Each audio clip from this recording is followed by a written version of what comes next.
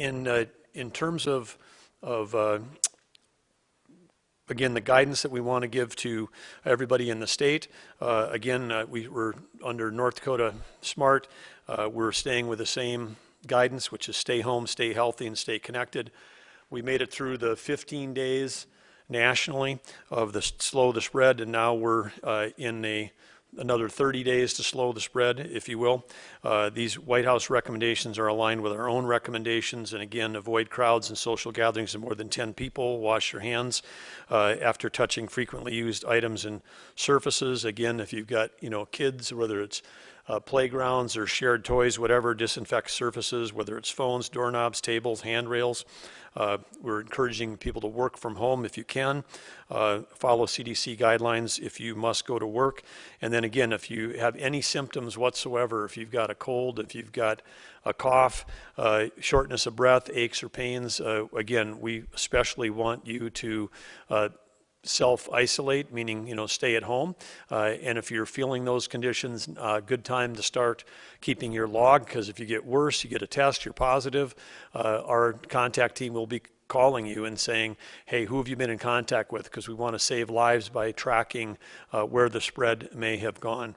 So anyway, that's same guidance we've been giving, and again, we have people that have had concerns that we're not doing enough, but let's just recap what we've already done, which is, again, our first case was March 11th.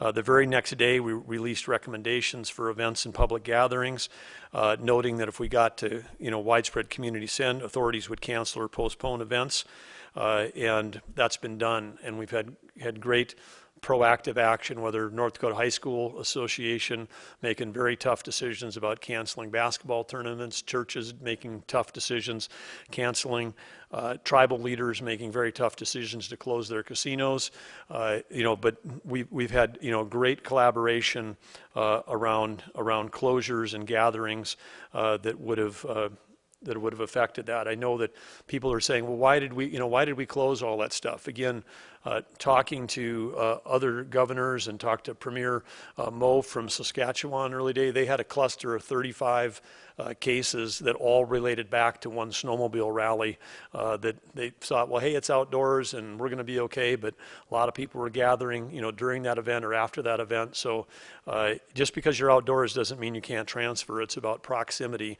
And in the northeastern part of the U.S., I was on a call again with the Governor Phil Scott from Vermont, where they had a deadly outbreak in a nursing home with 7 deaths, but there's also an incident there where over 60 people that attended the same funeral all came down with it. And so again, that is, if people are wondering why we canceled large events, it's because you could have one person transferring it to a lot of people at a large event, and then it can quickly outscale our capacity for controlling this epidemic. On March 15th, just 3 days later, we closed schools for a week, and then we had great collaboration, as you know, with our education leaders across the state, developing distance learning programs, and so kudos to all of them. All those plans are in. All of them are approved. They're all up and going on March 1st.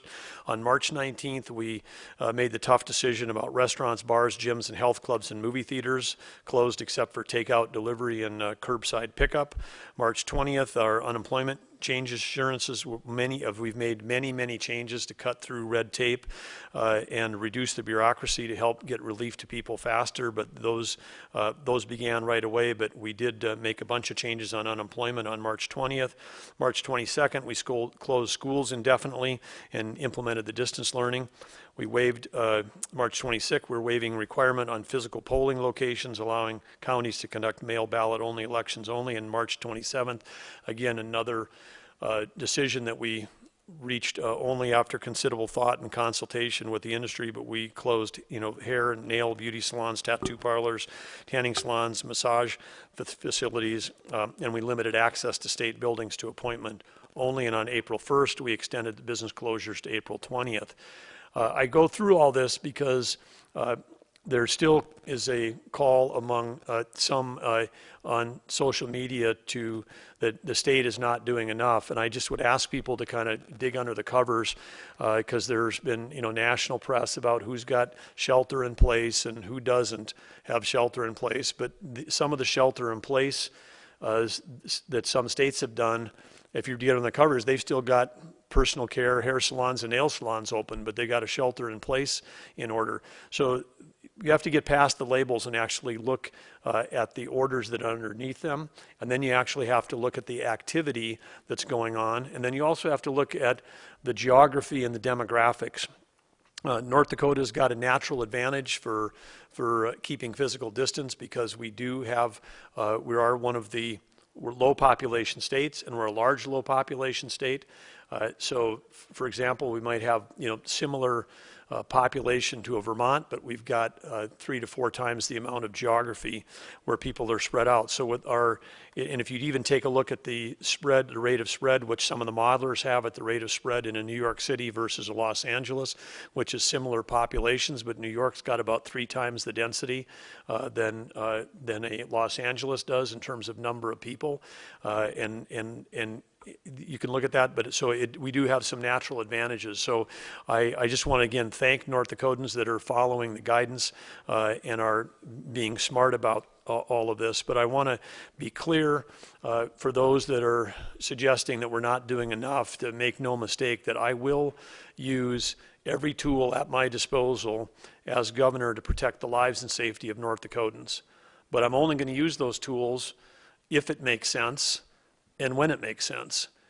And these are decisions that we review every single day based on the data, the information that we're getting, both the analytical data, the testing data, observing other states, and also all of the calls we're having with business leaders and mayors and civic leaders and school districts and whatever. We're getting information and feedback like probably no other time at any crisis, in terms of the amount of information flowing into our office. So we have a lot of inputs in addition to the surface area and the context that our governor's office team, Lieutenant Governor Brent Sanford, all of our cabinet leaders are all reaching out to their constituents. So we got a lot of great information coming in, but we will, when it makes sense, if it makes sense, we will use the power at our tools, the tools and the power that we have to save lives. But right now, we're sticking with the guidance that we have given.